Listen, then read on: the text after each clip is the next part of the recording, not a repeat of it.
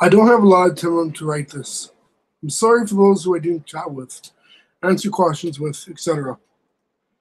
I'm doing this on my phone and I have no access to a computer. I think I'm safe for now, for at least an hour. I learned a lot about this dimension. I've reached out to people and gathered some information on how to get back, and also a lot of support. The last 30 to 40 hours it's been since I last posted were spent much of it on the run. I had a plan, but it backfired in the most worst way. My other plans got shut down by the people that are in the same situation I'm in. Fuck, I am so anxious right now that I don't know exactly what to say. So I'm going to do some tidbits of what I learned. There are ways to go unnoticed for a short time.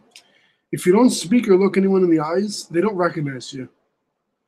I took that guess once I reread the rules of the elevator game, where you're not supposed to speak or look at the woman in the elevator. It's not a solution, but it buys you at least 30 to 60 minutes. But once it hits, everyone at least 100 feet from you can tell, and you get made.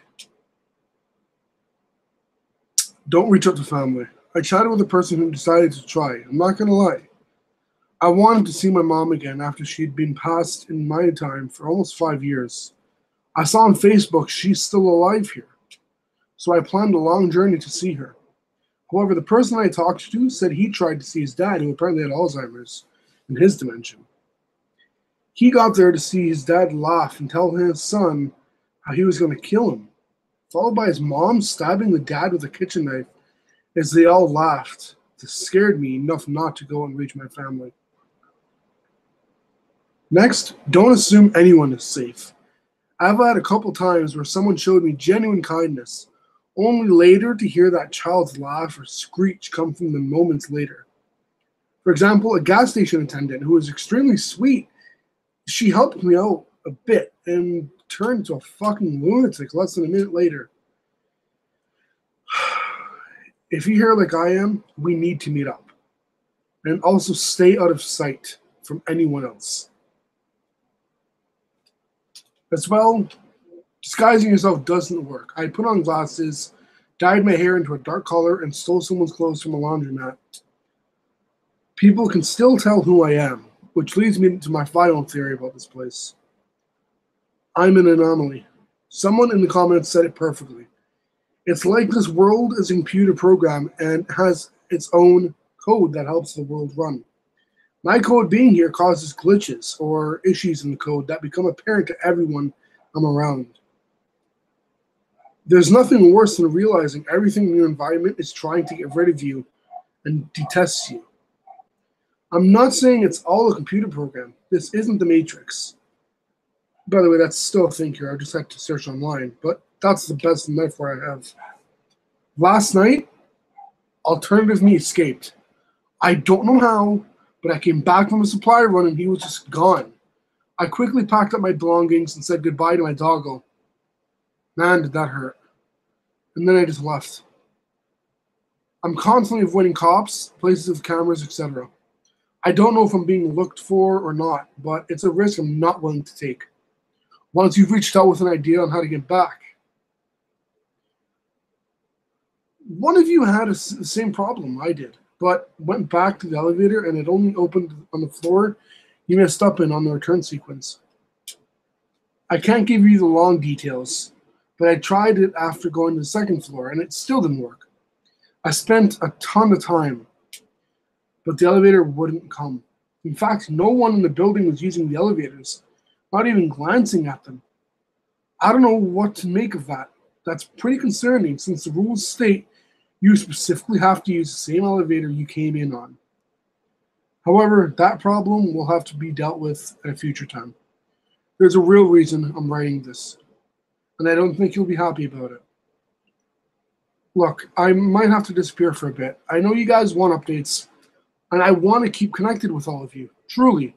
It helps me to stay sane during this hell, but it's also gotten me almost caught a couple of times. People around here, in this area I live in, have messaged me saying things like, I know where you work. I heard the sirens in the building you left, and shit like that. Are they full of it? Possibly. One dude sent a picture and asked if it was the park I wrote about last time, and it was. That scares me enough to where I went on the run. I'm now about 30 miles away from where I last time I wrote. I stole a dirt bike because I can't trust driving anywhere or hitchhiking. And having been going off road, not on busy roads, stay out of sight. I actually ate lunch next to a couple of you yesterday at Denny's, but you didn't know.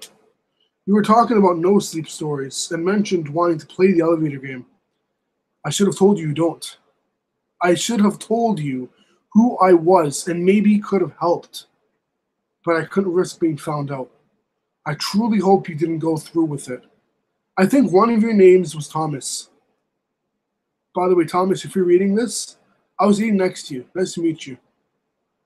So, this leads me to the hardest thing left to say because you guys are the only people I can talk to without fearing for my safety. Well, most of the time, that is.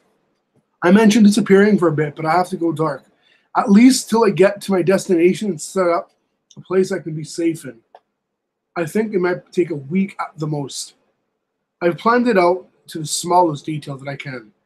There's a notebook next to me with about 4 pages of notes on what I can do, backup plans, etc. I promise that come a week from today, Saturday, I will post again if I'm still alive. I will not forget about you all. I pray you don't forget about me. This plan I have is the first ray of hope I've had in the days I've been here, and I cannot screw this up.